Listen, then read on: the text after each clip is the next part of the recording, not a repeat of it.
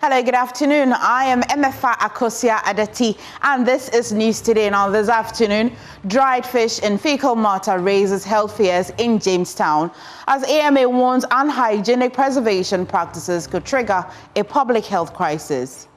Yourself, you saw it. The fish was dried.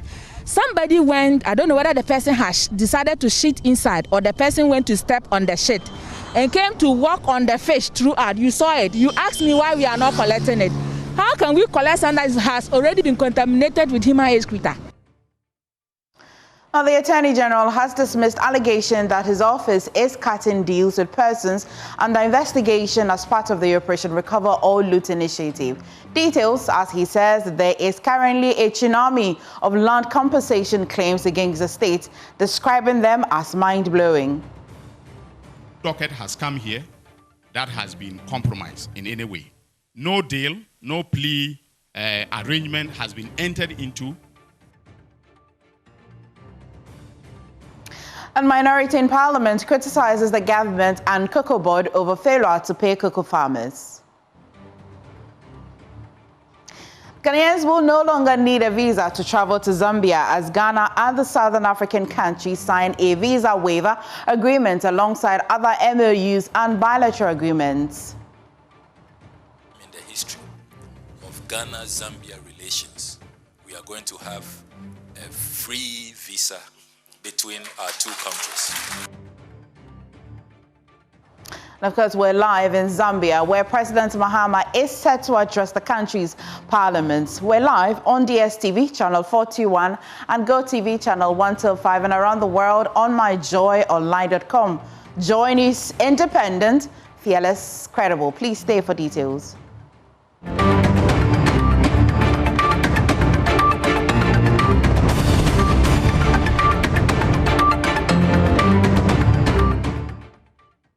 We appreciate your company on the news today. Now, first, a disturbing public health threat is unfolding in Jamestown and parts of Accra, where fresh fish meant for consumption is being dried under dangerously unhygienic conditions. Now, the latest Joy Clean Ghana campaign has uncovered fishmongers drying fish on busy road, medians, and open grounds contaminated with human and animal waste, exposing the fish to fecal matter, vehicle emissions, dust, and other harmful pollutants. Health public officials warn that the widespread practice exposes serious health risk to consumers if left unchecked. I have borrowed 30 fishes to sell. One is 170 cedis. They have seized all. If the mayor really sends them, we don't have anything to say again. This is where we dry the fish. So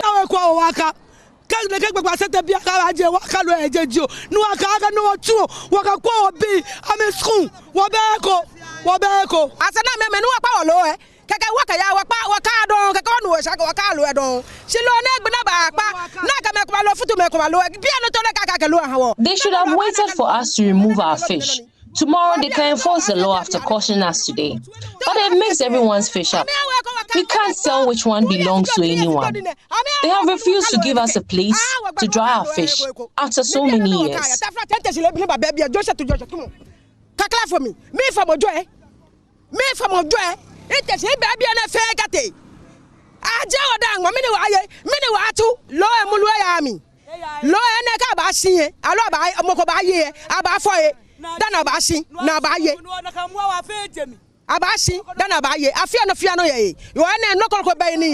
Yourself, you saw it. The fish was dried.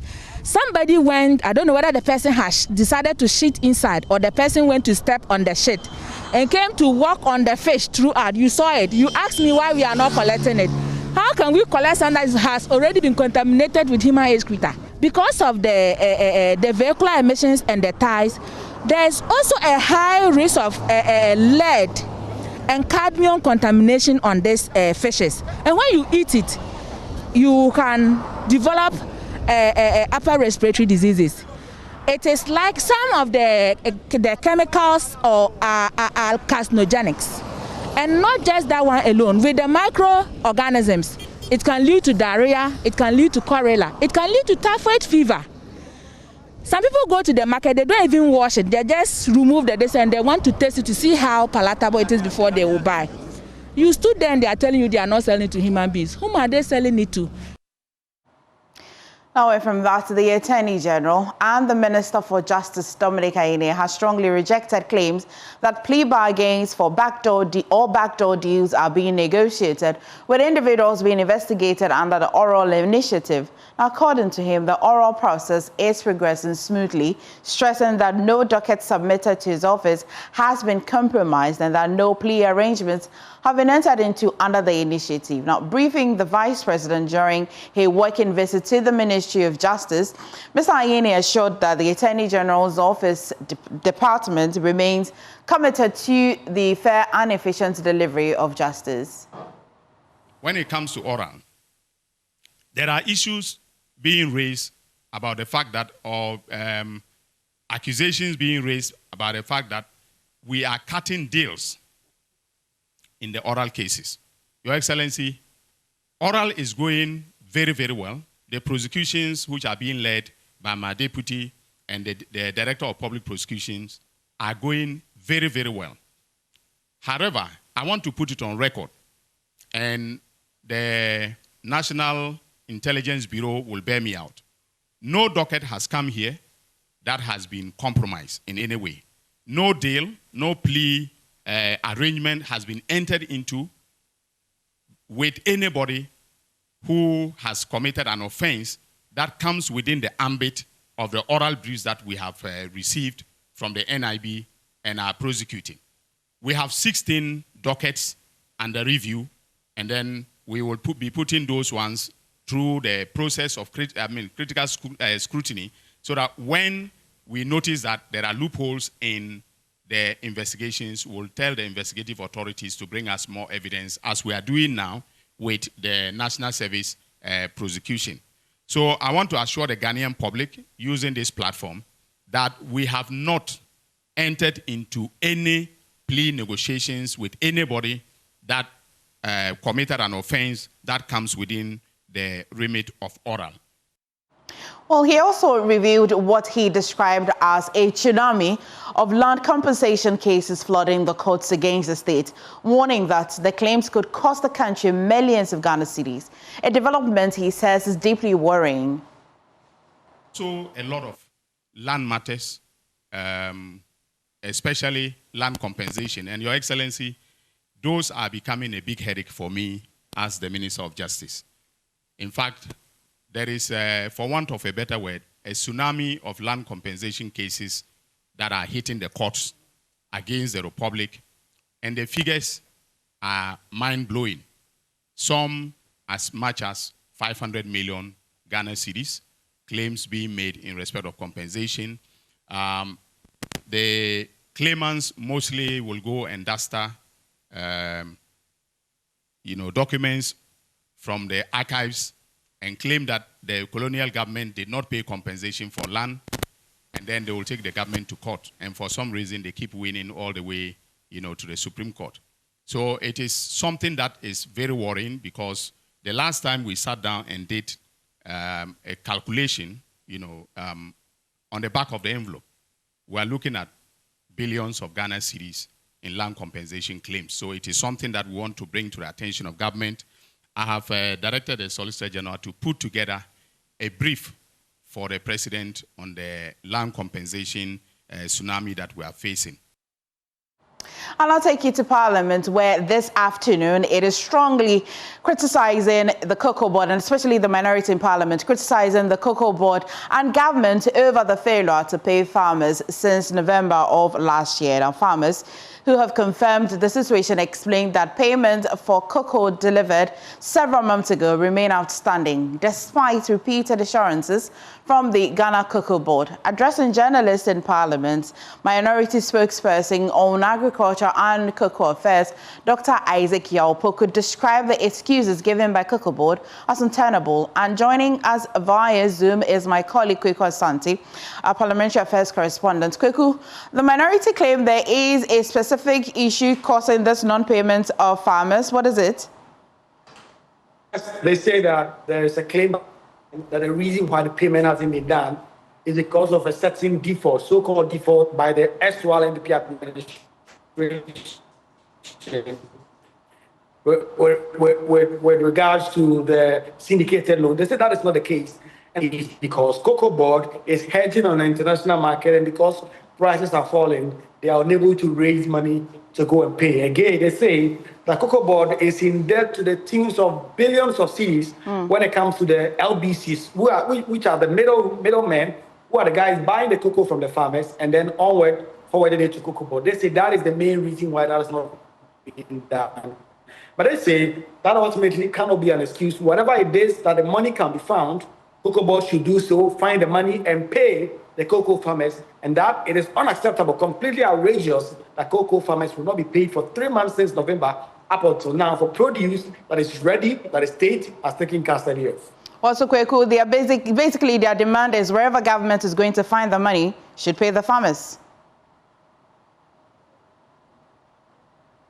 Exactly. They say that the government must find the money, and that this is an NDC government that made a big deal out of the situation of cocoa farmers in the lead up to the 2024 elections. They did several events castigating the NDP government for what they said was the unfair treatment of cocoa farmers, and that it cannot be acceptable that the NDC will come into office 4 months on. They have not paid cocoa farmers since November up until now, and that wherever it is that Cocoa Board can find the money and pay the LBCs, the debt that has already been accrued, as well as the money that these LBCs will use for the future to buy the beans, they must do so. They will not tolerate any excuses. They're also looking forward to perhaps inviting Cocoa Board and the Agriculture and Finance Ministries to find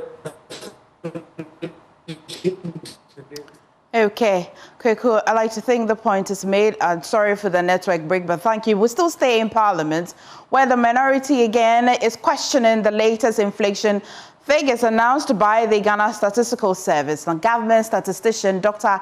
Alassane Idrisu announced on Tuesday that the inflation rate for January had fallen to 3.8%. The data tell a very clear story. Inflation has fallen sharply and consistently over the year. Price pressures are easing across most components of the CPI. While challenges remain, particularly in some regions and food categories, the overall trend is positive. This creates space for planning, confidence, and recovery. In summary, in terms of numbers, we are talking about January 2026 recording an inflation rate of 3.8%. Food inflation at 3.9%. Non-food inflation at 3.9% as well. Goods inflation at 3.6%. Services inflation at 4%. Inflation for locally produced items at 4.5%, and then we have regional differences, which shows that Northeast recorded the highest inflation at 11.2%, and Savannah recorded the lowest at negative 2.6%. Speaking to journalists in Parliament, minority spokesperson on the economy, Kojo Oponkroma, says they are getting information that figure does not reflect the realities in the market.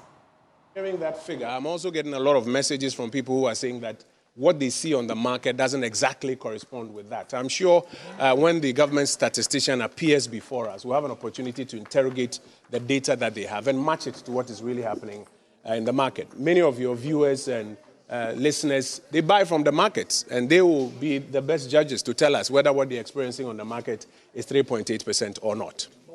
We have told you earlier that what the government is doing to achieve these inflationary targets is not actually tackling the supply side. It's actually sterilizing a lot of money from the system.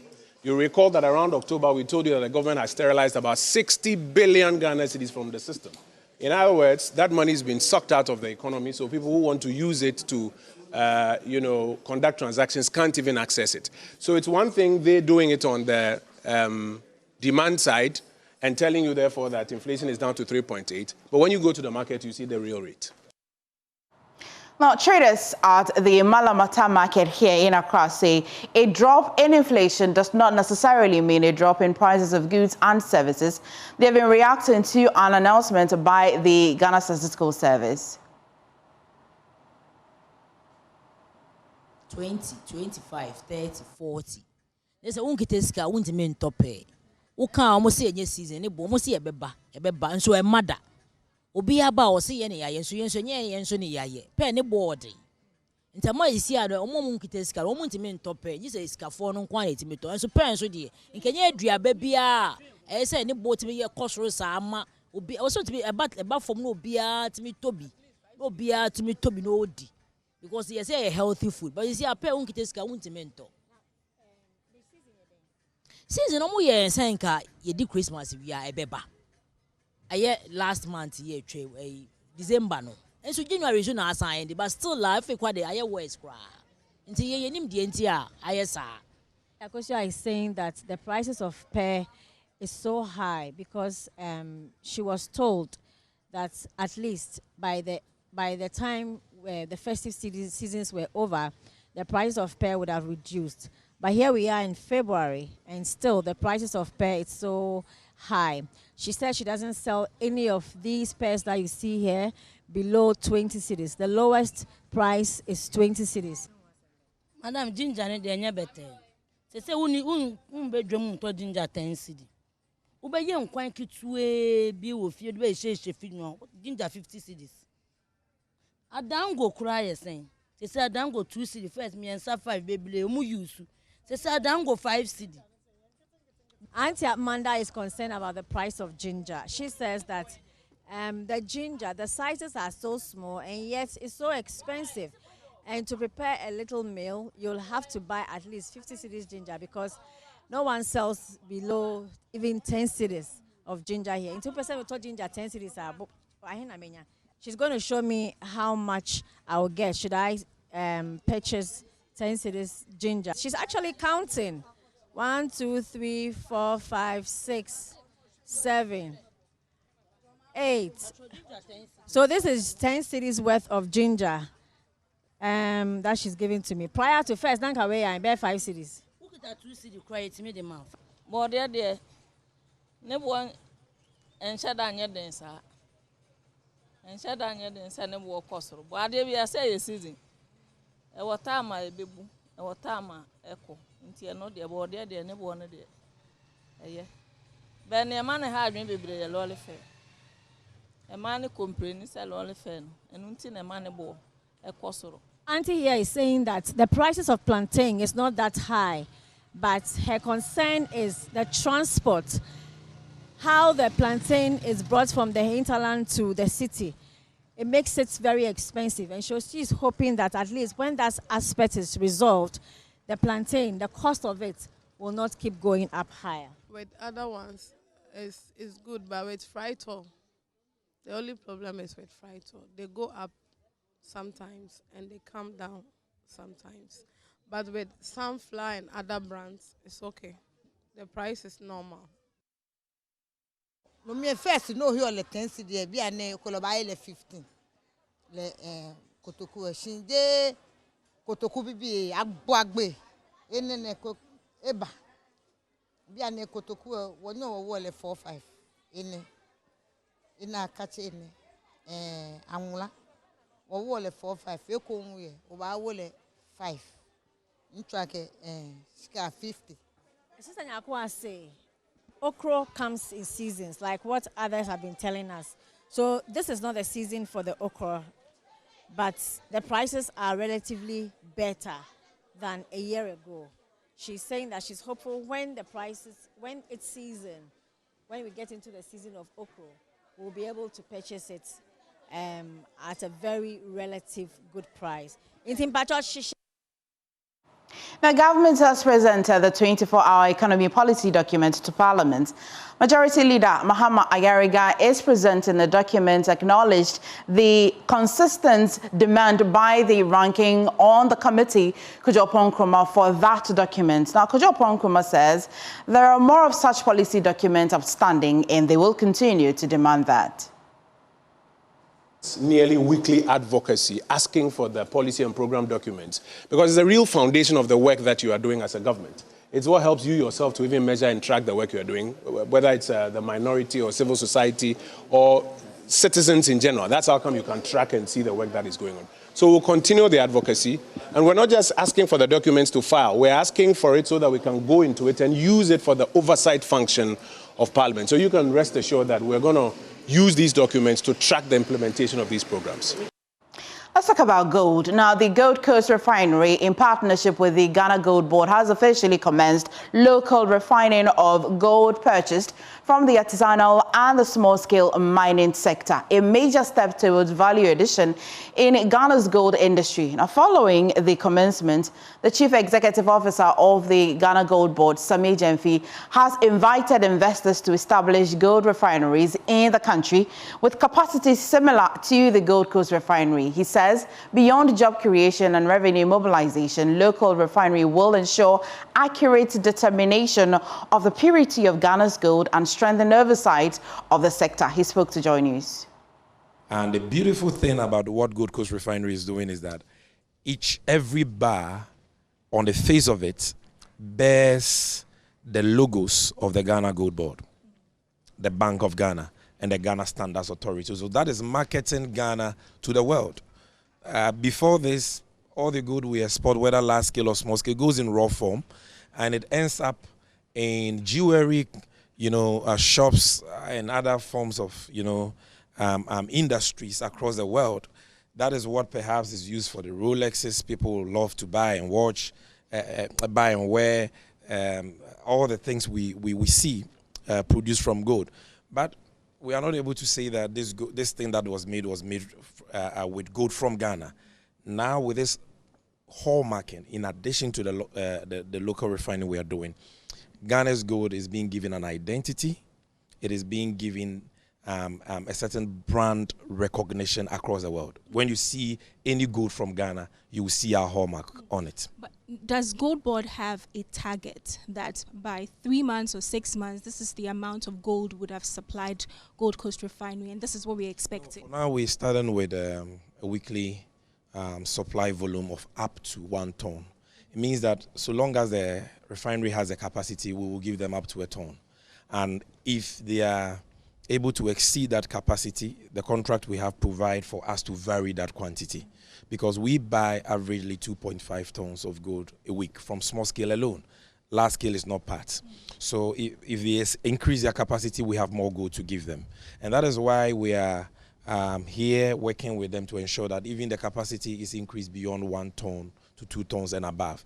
And we are also inviting other investors to take advantage of what we have started with Gold Coast Refinery to also invest in establishing refineries, because once you have the capacity like they do, and you are able to show us your clear strategy and pathway to LBMA accreditation, we'll partner with you and give you gold. You must understand that this is not just a refinery. There is a strategy behind the refinery. We are not just interested in refining gold, but we are interested in refining gold that conforms with international standards, which is the LBMA certification standard. And we want to attain that within the shortest possible time, maximum within 3 years. And Gold Coast Refinery has been able to demonstrate that they have that clear strategy and capacity by bringing on board the only LBMA certified refinery in the whole of Africa, Rand Refinery of South Africa, who are actively here on ground permanently supervising the process, providing technical support and management support. So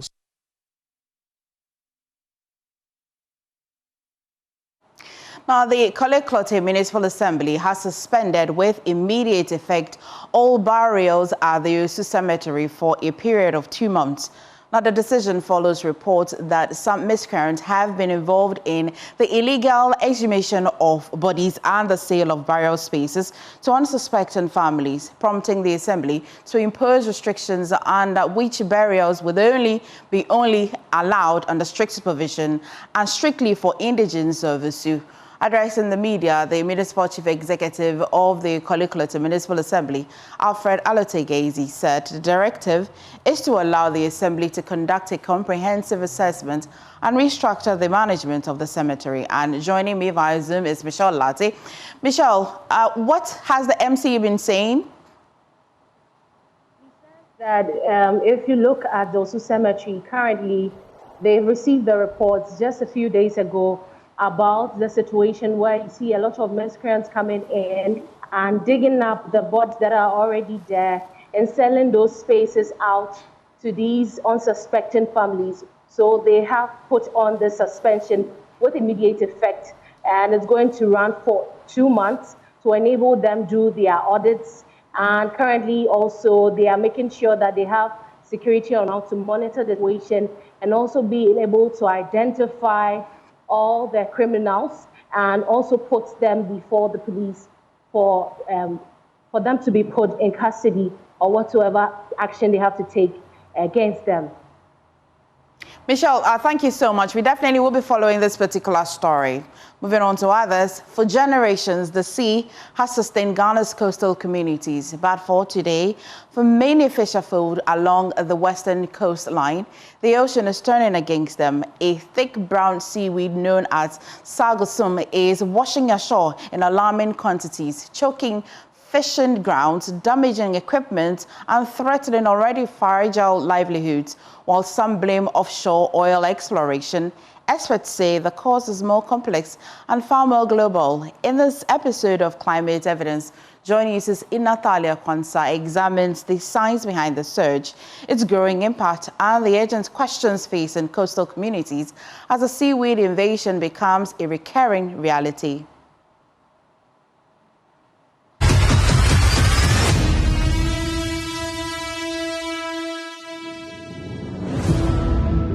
For more than a decade, coastal communities in Ghana's western region have faced recurring seaweed invasion that threatens livelihood and health. From Jomoro through Ahanta West to Nzuma East, brown seaweeds known as sargassum now replaces fishers in fishing nets, especially between June and October. Fisherman Isaac Egan says life has become unbearable. This weed is not helping us at all. It is so thick that even with an outboard motor, you cannot see through it. We are unable to let our nets down when we see fish. We are appealing to the authorities concerned to, as a matter of urgency, do something about the weeds as it is seriously corrupting our businesses. While some residents blame offshore oil activities. But when I was young, say from the age of 10 upwards, we were not seeing this at the beach. But when the oil companies started their activities somewhere around 2010, that we started seeing such weeds at the coast. It is their operations that is bringing this weeds. We started seeing them when they started drilling the oil. Climate scientists say the seaweed originates from the Caribbean and Central America. Senior lecturer in geography at the University of Education, Winneba, Dr. Victor Owusu explains that rising ocean temperatures and strong currents links to the climate change are driving the invasion. Thrives under heat. So as we are observing global rise in temperatures, the conditions at the microclimatic conditions on the ocean is quite fertile because of the heat, and also other activities from land-based activities that are washed into the ocean. Other West African coastal states are also seeing the same seaweed invasion. So even as we try to clean our beaches, it's likely others will flow from Cote d'Ivoire and our nearby countries, Togo. So we need a transnational sort of arrangements to be able to curtail the menace of the seaweed. The seaweeds arrives during the peak fishing season, worsening economic losses. As it decomposes, it releases a pungent smell that causes itching and respiratory discomfort and has discouraged tourism. Civil society group Friends of the Nation says cleanup efforts are overwhelmed. And when at the coast, if it's also there and it decomposes, it releases a lot of pungent smell because of the H2S, the H2S within the hydrogen sulfide, and it causes a lot of respiratory problems for them. And aside that, it also causes itching. So it's not really good for the coastal community. Residents say they try to clean the shore, but the weeds keep returning. No, yes, sister. No, yeah, plow, papa. We used to sweep here every week, but looking at it now, there is nothing we can do as a community. Experts are calling for stronger coastal management, regional cooperation, and investment in technologies that could turn the seaweed into economic opportunity. Until then, coastal communities remain caught between a changing climate and a season they depend on for survival. This report was produced as part of a collaborative project between JoyNews, CDK and Ghana, and the Center for Climate Change and Sustainability at the University of Ghana, with funding from the Clear R4I Opportunities Fund. I'll take you to Kumasi. Traders who were operating along the middle lane of the Kejetia market in Kumasi are seeking a refund of money allegedly collected by Prince Nyako, operations manager of the Kumasi City Market Limited. Now, the aggrieved traders claim they were charged various sums ranging from 3,000 Ghana cedis to 6,000 Ghana cedis to secure trading spaces along the middle lane inside the market. There's more in this report. About 400 traders were evicted from the space after the amount had been taken. The eviction was on the grounds that they were occupying emergency access routes not open for trading activities. The traders expressed frustration over the situation, stressing that the financial burden on them goes beyond the initial payment. 60 million. And I'm going to say, baby, at now, baby tonight. After they do January, I'm say, sorry, and see, I say, Mama, 2 weeks. Say, sorry. Yeah, sorry, 2 weeks. Yeah, by an answer. They collected my 6,000 cedis and gave me a place to sit and trade. Then in January, they told us to vacate the place and return 2 weeks later.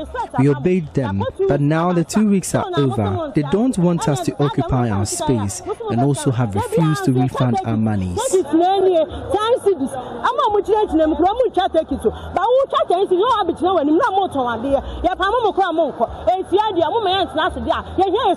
The leader of the affected traders, Isaac Opom, alleged that the monies were collected on the instructions of the operations manager, Prince Nyako. 3,000. The share ramp here could see the end now. People almost were 400. They've collected our money, 3,000 cedis. If you count from the start of the ramp to the end, there are almost 400 people here. I personally collected the money and handed it over to the operations manager.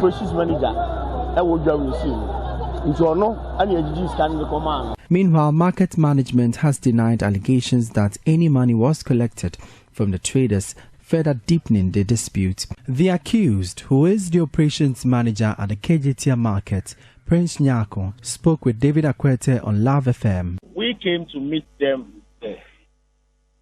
And when you come to Kejetia, where we allow official trading activities, they are paid to management and we issue official receipt with official documents. And those people are not supposed to pay daily tickets, what is 10 Ghana cedis.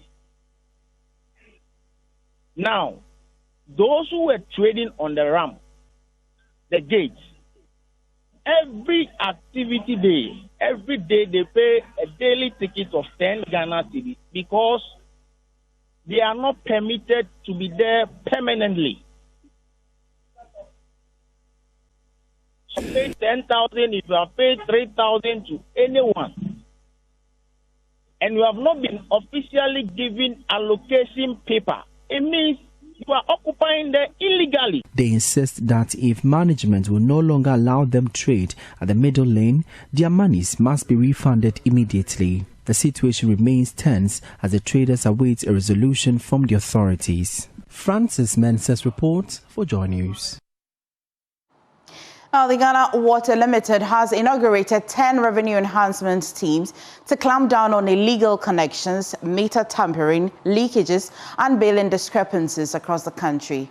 Managing Director Adam Mutawakili says nearly half of the water produced daily is lost through leaks, unauthorized connections, and faulty or tampered meters. losses that are straining the country's finances and threatening reliable supply. The move, he explains, is part of urgent measures to protect revenue and improve service delivery nationwide. There's more in this report.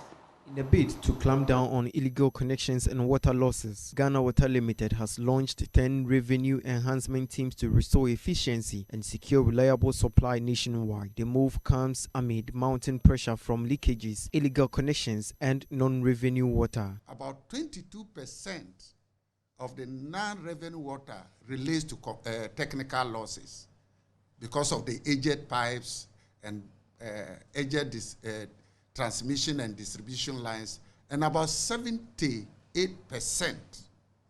is as a result of illegal connections, meter bypassing, billing anomalies, and water theft. Managing Director Adam Mutawakilu stated that the teams have been tasked with identifying illegal connections, regularizing meters, and correcting billing issues. The mandate of these revenue enhancement teams is clear. 1, improve revenue collection. Reduce our indebtedness, detect and eliminate illegal connection, verify meters and correct billing anomalies. He added that the teams will work closely with national security to ensure enforcement is safe and effective. We work collaboratively with the national security. For each team, we will have a driver, 2 Ghana Water Limited staff, and 2 national security. They are not there to beat you or do anything, to ensure that you comply and do the right thing. The managing director also urged customers to pay their bills promptly to help maintain infrastructure and secure reliable water supply. I therefore appeal to all customers, pay your water bill promptly. If you face challenges, engage us early. We are ready to support you. Ghana Water says these measures form part of a broader effort to protect revenue, improve efficiency, and ensure all Ghanaians have access to reliable water. For JoyNews, Evelyn Ampes reports, read to you. Now, the family of Norbert Zoya Akupa, a 39-year-old man who was murdered on the 30th of January in Bolgatanga, is calling for a full-scale, transparent investigation into his killing.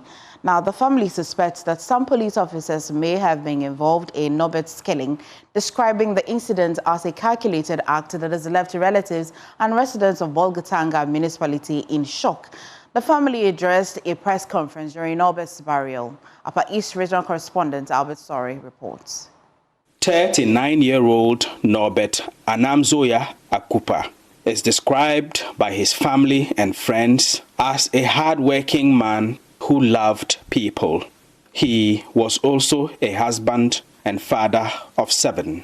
On the morning of Friday, 30th January, Norbert's lifeless body was found riddled with bullet wounds in a forested area near Sirigo, on the outskirts of Bolgatanga. His family says early morning passers-by discovered the body. At the scene, 15 AK-47 bullets and 9 shotgun bullets were retrieved as confirmed by the investigators, totaling 24 bullets injected into one person's body. An alleged police face mask was left at the scene after the gruesome murder. His motorbike was lying by him, phones and his everything intact with his lifeless body. On Monday, the 2nd of February, Norbert's body, which had been deposited at the Bolgatanga Hospital's morgue, was released for burial. Dozens of his family and friends were there to mourn him. Shortly after Norbert's burial, his family representatives addressed a press conference alleging foul play in his killing. The family alleged that Norbert had gone out the night before his body was found to meet individuals they believed were police officers who had requested his assistance in a matter that is currently unknown to the family. Norbert's phones went dead after about 45 minutes following his decision to meet the alleged police officers. The last time he was seen was when he decided to go and meet those alleged police officers. We believe. You're watching News Today. Please stay for some business update.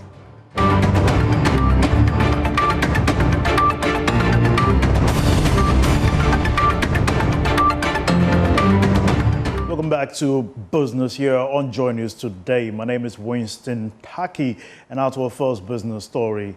The Ghana Chamber of Construction Industry has appealed to government to urgently release debt owed its members from the Ghana Road Fund as payment delays continue to affect project delivery. Chairman of the Chamber, Nana Opari Kwafo I, made these remarks on the sidelines of the Chamber's handing over an inauguration ceremony in Accra.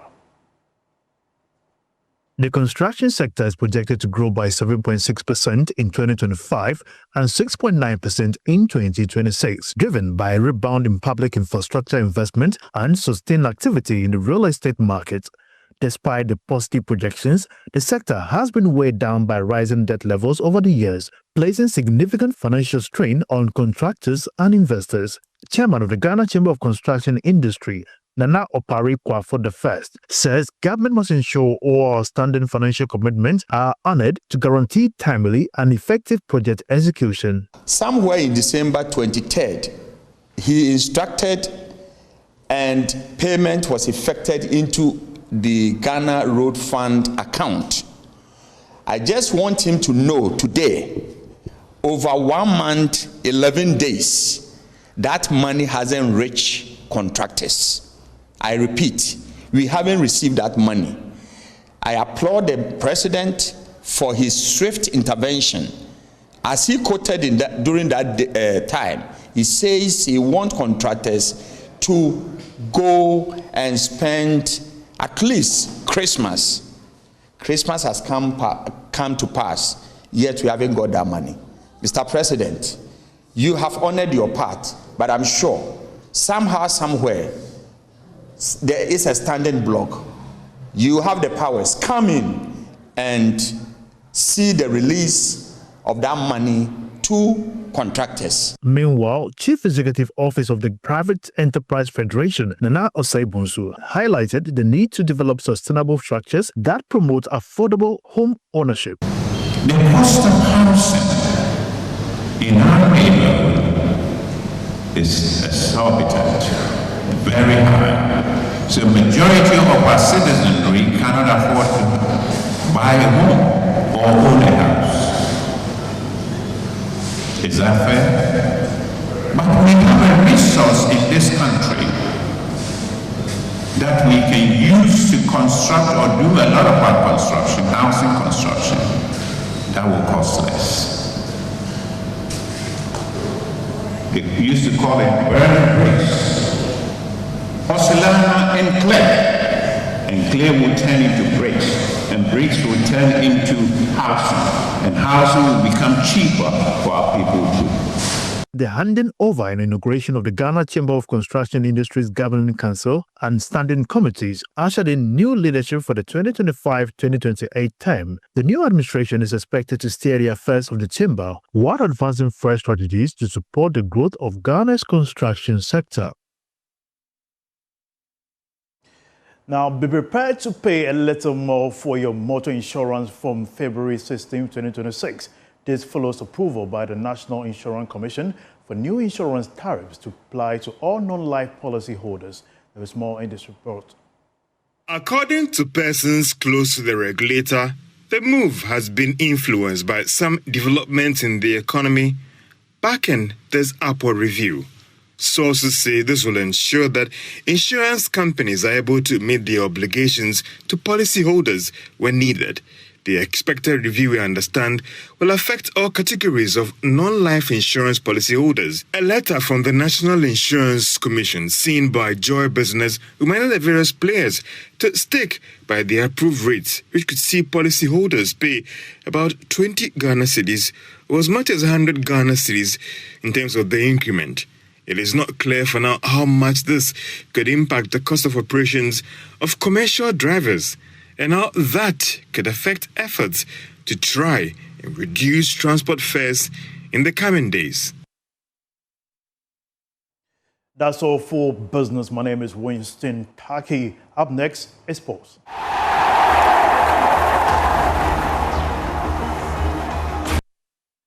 Sports now on JN Today. My name is Haruna Mubarak. Now, legal practitioner Samuel Battles has warned that the delay in prosecuting those responsible for the murder of Nana Pole could discourage supporters from attending Premier League matches.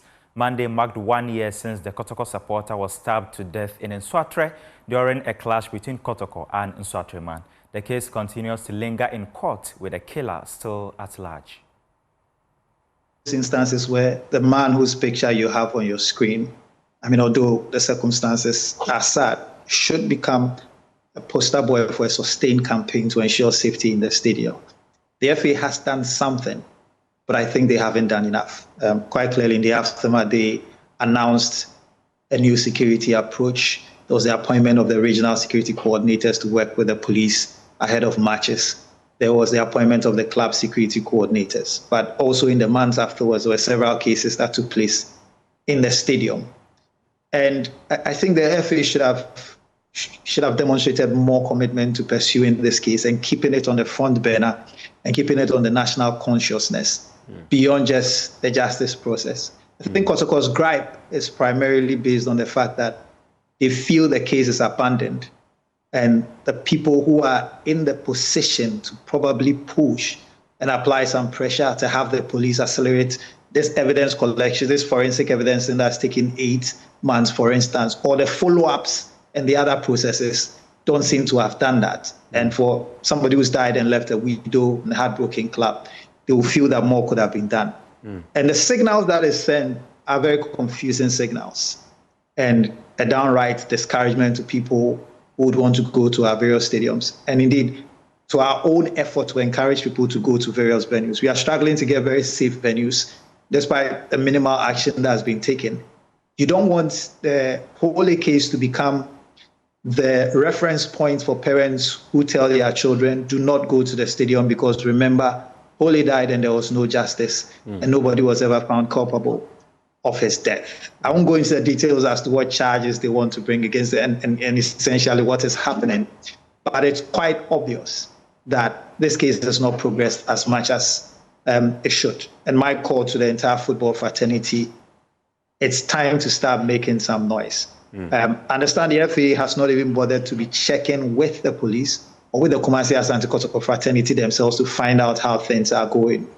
So that is why perhaps the club will feel that they've been left to their own devices. And that's why perhaps they'll have very little confidence in the ability of the system to deliver justice for Pole. And as I said, this becomes a signal to everybody else who is interested in football and who is interested in going to the stadiums to watch football. That's how we wrap up the sports segment on JN Today. My name is Haruna Mubarak. Showbiz comes up shortly. Please stay.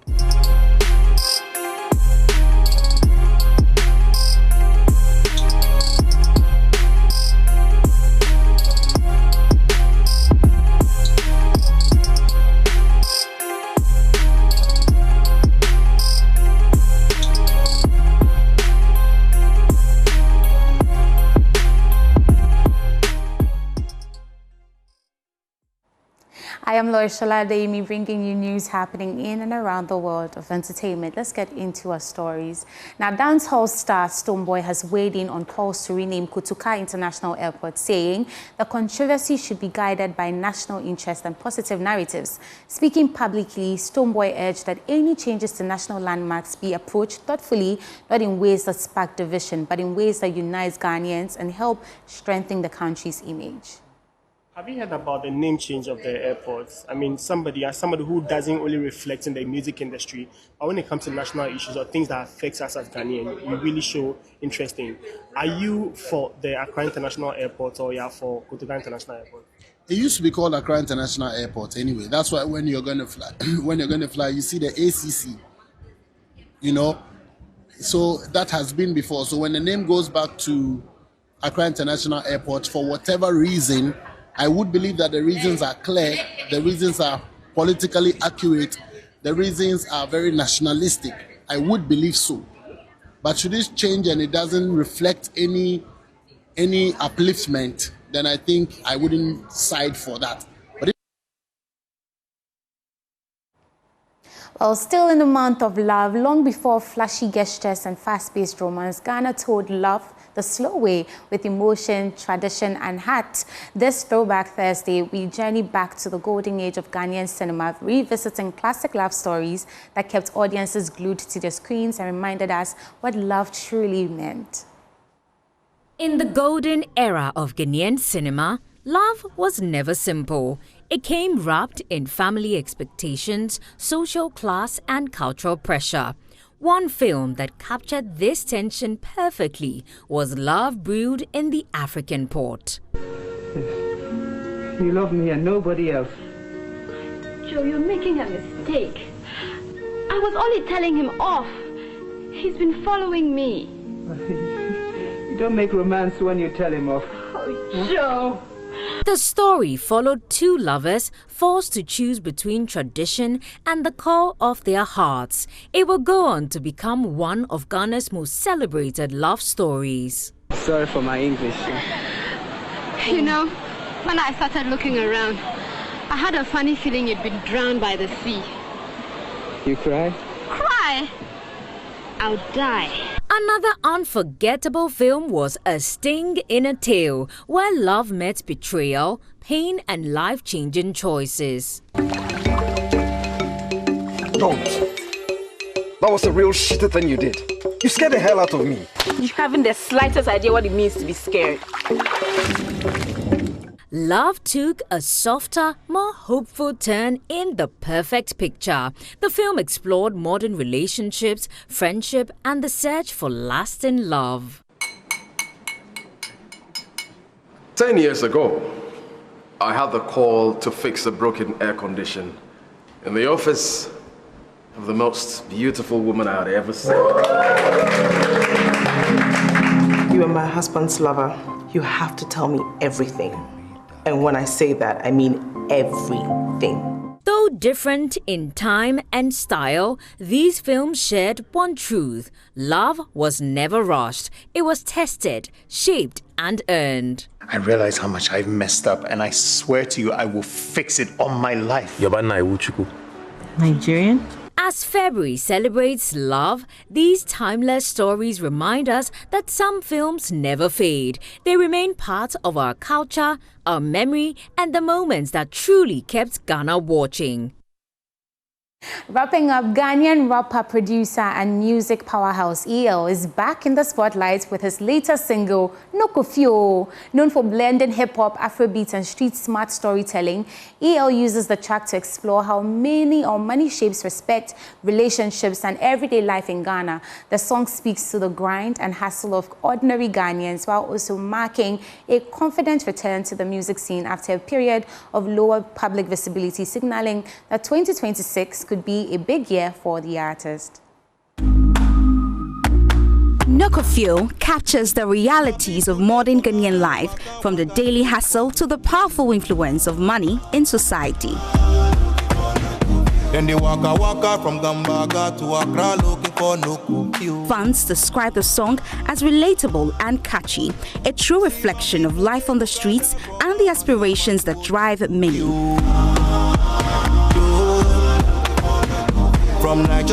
Since its release, listeners say Nokofio could be the start of a busy year for EL, with hints of new collaborations and upcoming projects.